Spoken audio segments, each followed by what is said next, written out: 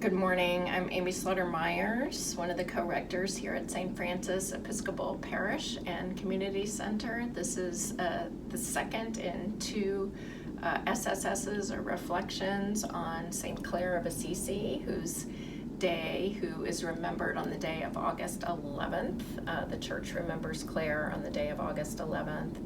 In my prior SSS, I looked at the psalm that the church appoints for her day, and today we're going to look at the gospel. This is the gospel appointed for St. Clare on August 11th. This is Luke chapter 12, 32 through 34. Do not be afraid, little flock, for your Father is pleased to give you the kingdom. Sell all your belongings and give the money to the poor.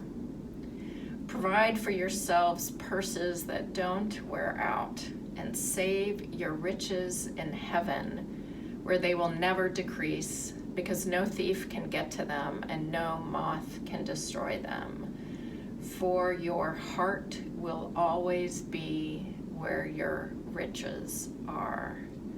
For your heart will always be where your riches are. This is the Good News translation. For your heart will always be where your riches are. So Clare, like Francis, lived a life of, one might say, extreme poverty. And I don't know what your experience of poverty is in this time and place in America in the 21st century, or if you've traveled overseas or even in different parts of America. In my experience, poverty looks very different in different parts of the world. Rural poverty looks different than poverty in a city. Poverty in Los Angeles looks different than in Manitoba. I can't even imagine what an experience of poverty would be in the Middle Ages, the 13th century, in what was not even Italy. It was just a series of warring regions that were constantly at war, and people's lives were constantly threatened. There was one church. There weren't other denominations in the West at the time, and Francis had given his wealth away, given his ties away, and chose a life of voluntary poverty, and Clare did the same also. The stories of Clare that we have from when she was a little girl, she was always giving away her possessions and things that she owned. And when she left home to live in this different way that she, as Francis, saw as the way that Jesus lived his life, giving everything away and trusting only in God, trusting only that God is pleased to give you the kingdom, as Luke's gospel says here.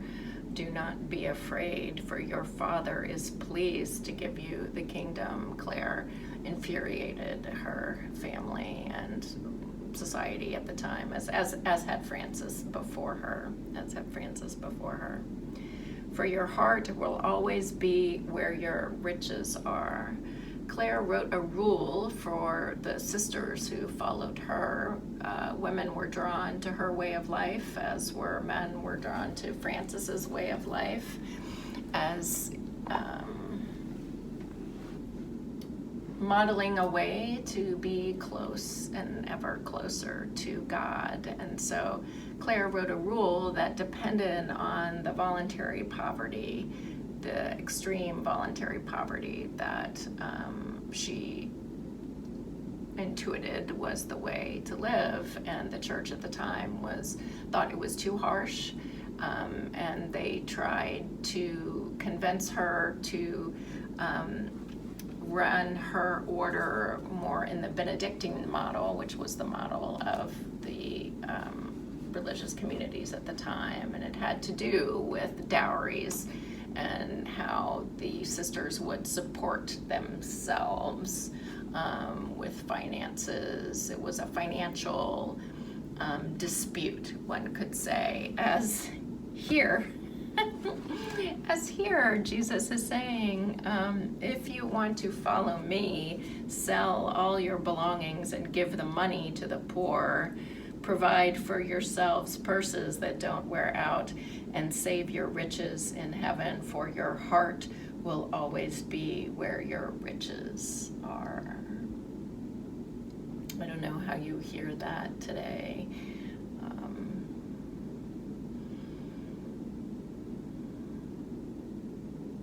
Pray with this passage, Luke 12, verses 32 through 34. Is your heart where your riches are?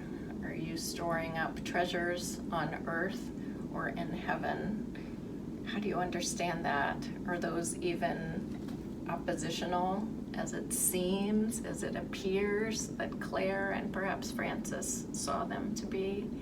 Or do you see more nuance in that? Do not be afraid, little flock, for your Father is pleased to give you the kingdom. Sell all your belongings and give the money to the poor. Who in your life lives like that? Do you know someone who has sold all their belongings and given their money to the poor? Spend some time today. Pray with Clare and with Francis, and ask God where God is shining a light on your relationship with money and treasures and wealth. Amen.